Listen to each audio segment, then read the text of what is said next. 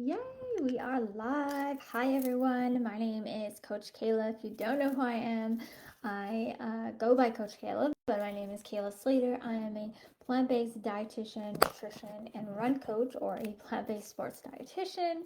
And today we're going to talk about our third phase, I believe. Yes, we're on to our third phase of our Run on Plants method.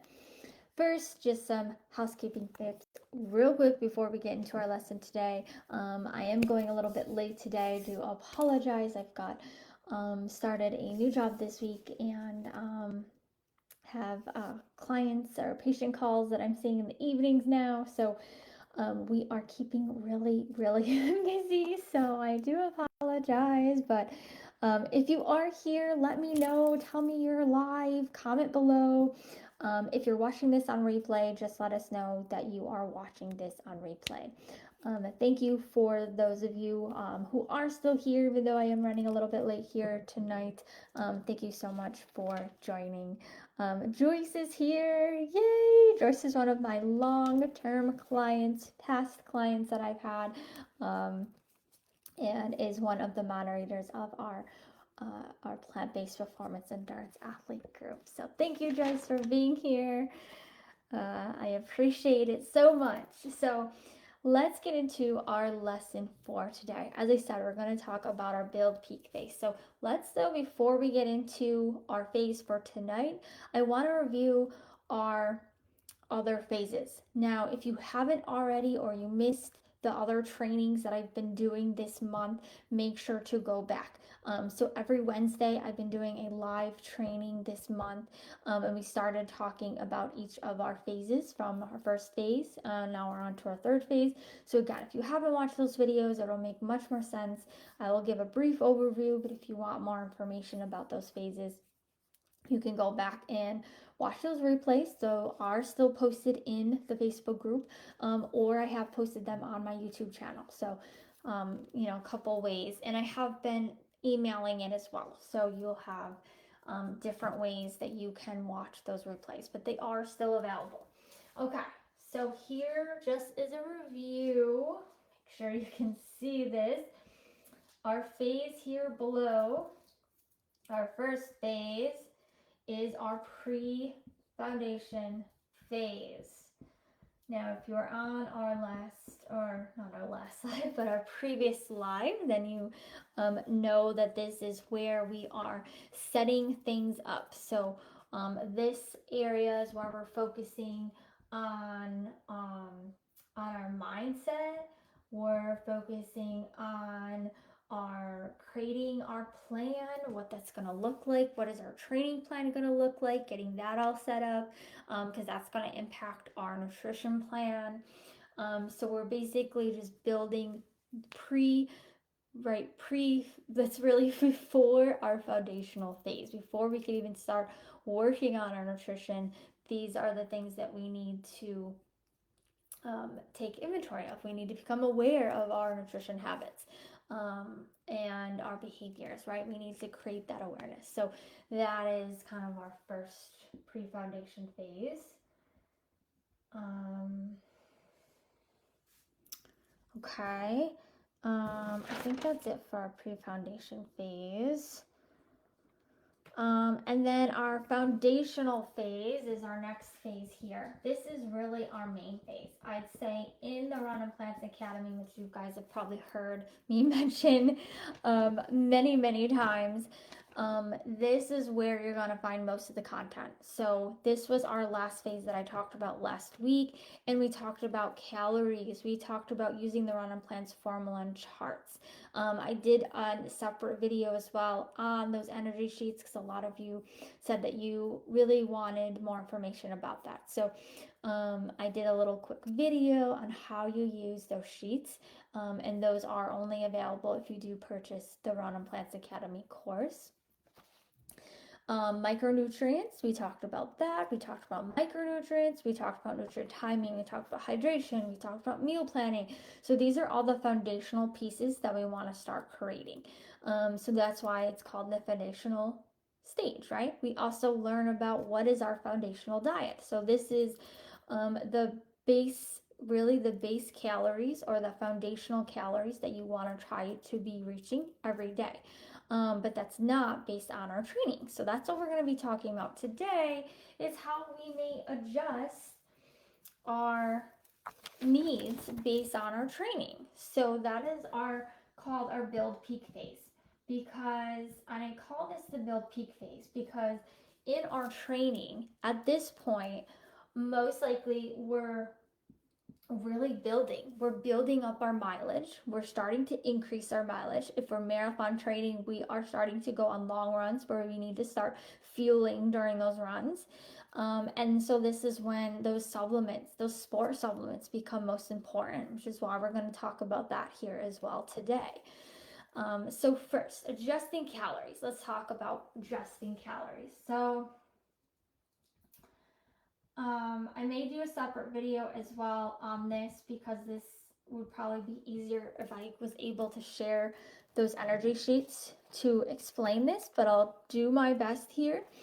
When we're adjusting calories based on training needs, usually what we mostly need to most likely increase is our calories and our protein and our carbs. This is based on our intensity and our duration. So usually intensity is more associated with increasing, I believe, calories and protein, and endurance is really all three of them that we're going to have to increase. I could be saying that backwards. I think intensity, yeah, might be actually protein is more important to increase in intensity. So the way I have created the energy sheets that I showed last time is that you'll see different tabs. If you go back to that video, you'll see what I'm talking about if it's not making sense, but there's different tabs that shows you the levels. So there's different levels of intensity. So this is just based on intensity. And this is helpful because, as I said, if we increase the intensity of our exercise, then we may need to most likely increase our nutrient needs. So we need to know what our levels are, right? So I'm doing this all from memory. Don't have anything in front of me. There is a key that I have somewhere. I know that it's listed somewhere, and I was actually just thinking about this the other day of creating a cheat sheet. So if you guys would love to have like a cheat sheet of like what the different levels mean, and when you actually need to increase calories and protein based on the certain levels and duration, let me know. Comment below cheat sheet if you'd like to get that. So levels. So we've got levels 1 and 2, I believe, 3, and then I think it's 4 to 5 is how I think I have it. So these levels you can think of as heart rate. Well, a couple different ways. So one, you can think of it as heart rate. It's based on our heart rate in our zones. So it's based on our heart rate / zones, or our pace, right, is what these levels are based on. So if you use zones in your training, this makes a lot more sense, because if the levels increase, as I said, by intensity. So if you're in zone 4 and 5, your needs are going to increase, right? Your calorie needs are going to increase. Your carbohydrates are going to increase. Our protein needs are going to increase. So that's how basically that works. Pace wise, I believe 1 to 2 is rest. 3 is like an easy run. I want to say it's around probably like a 10-12 minute mile. And then your zones 4 and 5, I'm doing this all from memory. So don't quote any of this here, but I can send you this information, and the actual numbers. 4 and 5, I think, are hard. I believe it's hard race. Yeah, I'm pretty sure that's right. So that is intensity, like you're in zone 4 or 5, that's going to be hard intensity. So that's going to be like race day or speed workout. Um, Francisco tells me that this looks like a food pyramid. It kind of does, doesn't it? And we went away from the food pyramid. We actually use a plate. And you guys have probably seen my plant-based performance plates. But yes, it is a pyramid. And it's a pyramid for a reason, because this is what we want to start with. And then as we move up the pyramid, right, this is our run on plants method, because as we move up, these are things we want to focus on. So first we want to focus here, then here, then here, right? So we're kind of just moving up the ladder. So hopefully that makes sense. So that's how we adjust calories based on intensity. When it comes to endurance, or sorry, not endurance, I should say duration. Based on duration, what you'll see in the energy, so I have these levels listed in the energy sheets. You'll see each of them listed by those levels, and you'll also see that I have the duration. So I think the categories, trying to think here, I think I have 60 to 90 minutes, and then I think there's like 120. I can't think of the actual numbers. I have to pull up my sheets. 120 and then on, right? So because of those are the duration categories that your needs are going to change based on. So if your run is going to be over the 90 minutes, you want to use a sheet that's 120 minutes or over, because those needs are going to be the needs that the formulas that I have calculated is going to be for that duration. Because your needs are going to increase. So hopefully that makes sense. That is a quick overview. Again, I know that's a quick overview of this, but this is what I explain in more detail in our Run on Plants Academy. And then the second thing I want to talk about here is our sport supplements. And this comes into play when we start to increase, as I said, we start to increase our training, in that we begin to have higher intensity workouts. We have longer workouts or longer runs. This means that we really need to be fueling before, during, and after. So really, when these sport supplements though come into play, most of the time it's going to be during. So what are those plant-based options, right? So we want to be including sports drinks and sport foods. And that's going to include electrolytes like Noon or Tailwind. Those are all plant-based vegan options for electrolytes. Not Spark. What is the one? I have some right now that I use. Coconut water. Yep, I've heard of people using that. That works. It's not necessarily a sport drink, but it does work. Scratch. That's the one. That's the one I personally use. I believe that was recommended, or I found that as a recommendation from Dr. Stacy Sims. So if anyone's read her book or have heard of that, that is where I found that brand, and that was recommended, and I tried it, and I've been using that one ever since.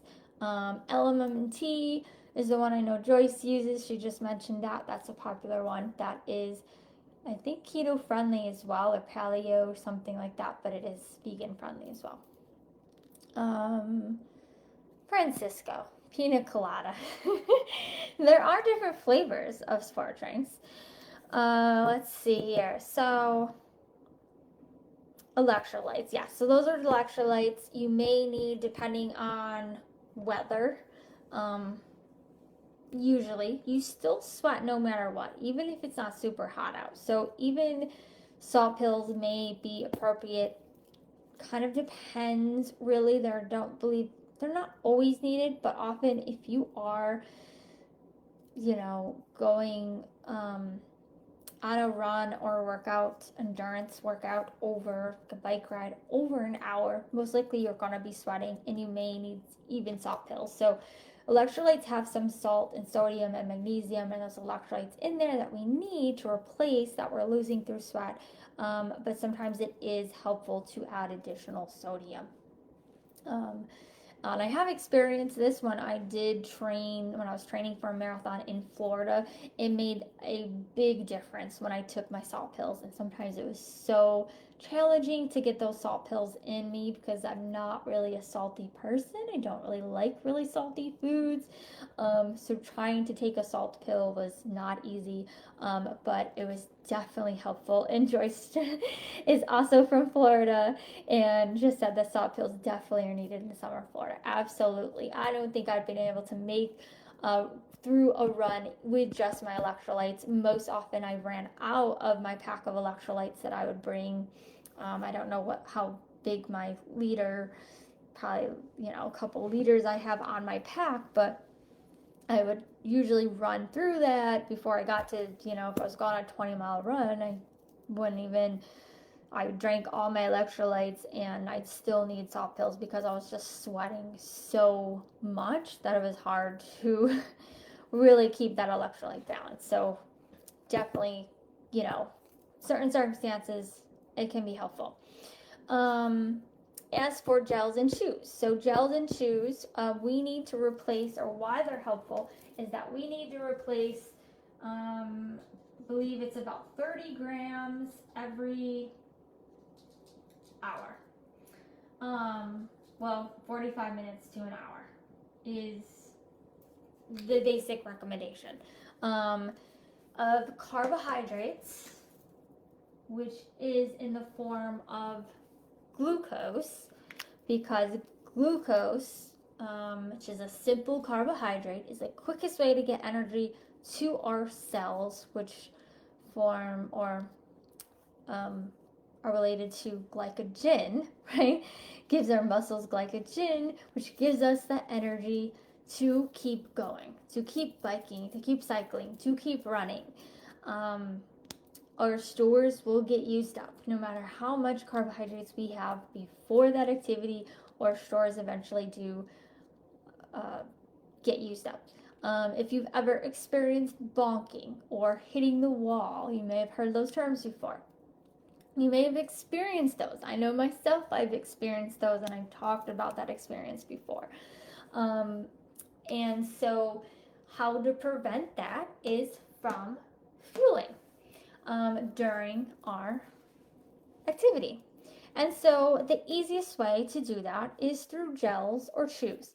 Often I have found chews are better, or have been better suitable for a lot of my clients, because they find the gels tend to be too goopy, too sweet. Sometimes it's very difficult to take. So chews are an option. Let's see, what does Francisco say here? Well, when I ran the Brooklyn Half a couple years ago, it was really warm, and let me tell you, beer was my best friend in mile 10. That's one way to stay hydrated, yeah. And beer does have carbohydrates, so I could see how that could work. Not the best fuel, but it works. Joey said, always seems to happen at mile 20. Yes, when you start to lose your glycogen stores. Yep, that's usually my experience as well. I can get to about 20 if I don't have any chews or gels, but definitely after that, I am done for if I don't replenish those glycogen stores. So gels and chews. So just to throw you guys out some brands that are plant-based and vegan. Huma is made out of chia seeds, so they're natural, vegan friendly. You may have heard of Complement, Garden of Life. Actually, Complement doesn't have a sport drink. They're just a vitamin supplement. I don't know why I have those there. Tailwind does have some carbohydrates. Scratch does have chews. Huma, I don't think they have chews, but I know they have gels. LMNT. There may be some other I'm sure there's other brands and new brands and things out there. If you guys have any suggestions as well, you can feel free to throw out there.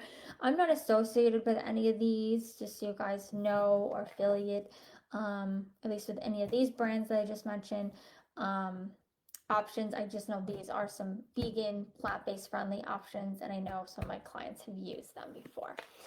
And then what about foods? So this is something that has definitely came up with many of my clients because most of you want to eat a whole food plant-based diet. Because a lot of our research when it comes to health is pointed towards eating a whole food plant-based diet. So how do we fit this into somebody that's an endurance athlete? How do we, is it appropriate to have foods during our activity that's not necessarily sport drinks? So one thing I'll say with this is that it is okay. It is definitely okay to use those gels and chews because that's what they were created for because they're convenient and they're the easiest and quickest way to get energy to our glycogen stores. With that said, we can use foods. I would say though, foods, real foods or whole foods, or more often with anyone that's over the marathon distance. So more of those ultra runners is where I see a lot of more clients and runners, using real foods. Marathons, we're not taking in probably too many gels and chews. Of course, it depends on how long it takes you to run a marathon or half marathon. But often it may probably not be over 4. It could be. So, I think anything over 4 gels, you probably do want to try to include food because having a chews or gels is not that pleasant. I don't think. So there are options. Um, One thing that I've seen that works really well are dates and peanut butter, or even just dates. So dates are considered to be whole food, and they're also sugar, simple carbohydrates. So dates work really well. Those are my preferred choice of fuel, honestly, just from a cost perspective and just whole food perspective, because they are considered whole foods. So often I'll try to use dates. They get a little messy, a little bit harder to kind of bring with you on a run. So like when I was meeting up for group runs, we did like a split 10 miles. So we did 5 miles with one group and 5 miles with another group. So what I was doing was I was on that break grabbing, going running to my car, grabbing my dates, and then eating those real quick before our next run. But you can take them with you. There are, those, you have options. Let's see, salty foods. Say, you want to replace some of those natural electrolytes. We know, again, salt pills, pickles, pickle juice. I think Joyce actually told me this was something that she learned from her running groups that she's worked with, that they did, to replace their electrolytes, and that works fine as well. So there are other options. I do have a list as well of whole food portable food options. Again, I think this list is more catered more towards those ultra runners. So just throw that out there, when you're running half full marathons, using these gels and chews in those races are perfectly fine. But once we get to those longer races, it may make sense to add in some more of those natural food products or whole foods, just because we might get sick of those gels and chews, and we know those are pure sugar. But one thing we want to remember is that, and often this comes up with when we may be wanting to also focus on our weight, that we may be afraid of taking in sugar. We don't want to be afraid to taking sugar because, again, we need those to replace those glycogen stores if we're going to bulk. So we don't want to be afraid to take in that pure sugar. But do whatever feels best for you and what's most convenient and easiest. So those are things we want to think about. What what works for you, what feels good to you, what is convenient, what is something you're able to take with you, that you'll remember to take, that you'll want to take when you're running, that doesn't feel like you're really forcing yourself to eat it, because that's not fun. But sometimes we do, because there are sometimes runs where we may not feel hungry, we may not want to take in anything, but we know we'll be in really big trouble if we don't. Especially when it comes to performance. If we want to perform well, we've got to fuel our bodies correctly. So that's it. That is my spiel on our build peak phase. Again, as I said, I've gone into way more detail in the Run and Plants Academy, but I wanted you guys to have an idea of what does this phase look like. Yes, Joyce said she loves her pickle juice. I knew it. I knew that. What did Francisco say? Next time I run a warm half marathon, having people bring me some moonshine instead. Full marathons are different. I just drink whatever's available. He also said food lover, especially during marathon training. Yes. And of course, that is the joy of running marathons, right? Is that we need to fuel. So we need to make sure we are eating properly. Francisco also said, hopefully London will offer me some good food. I hope so too. And I am jealous you are going to London. That is really awesome. And hopefully we'll join you there one day as well. So any questions? Those of you guys that are live, do you guys have any quick questions that I can answer? I saw a couple of you put in cheat sheet here. So I'll definitely get on that. Francisco, you're doing Berlin as well? Look at you go. And you said you were going to retire. Francisco's also a previous client, running client that I've had. And he said he was going to retire, but apparently not, because he's running some of those major marathons. So that's pretty cool. All right, so that's it for today. I will get working on that cheat sheet to send you guys. I'll also send you an email of reviewing all this, as well as our link to the replay. And then you can join me next Wednesday. We may also make it 8:30 just in case that I may be running late. So I may change that to 8:30. But anywhere between 8 and 8:30, you'll probably see me pop on here. And awesome. Great. And Francisco's gonna earn a 6-star. Look at that. You're awesome. You're welcome, Joyce. Thank you for joining. And we'll see you guys all next Wednesday. Bye.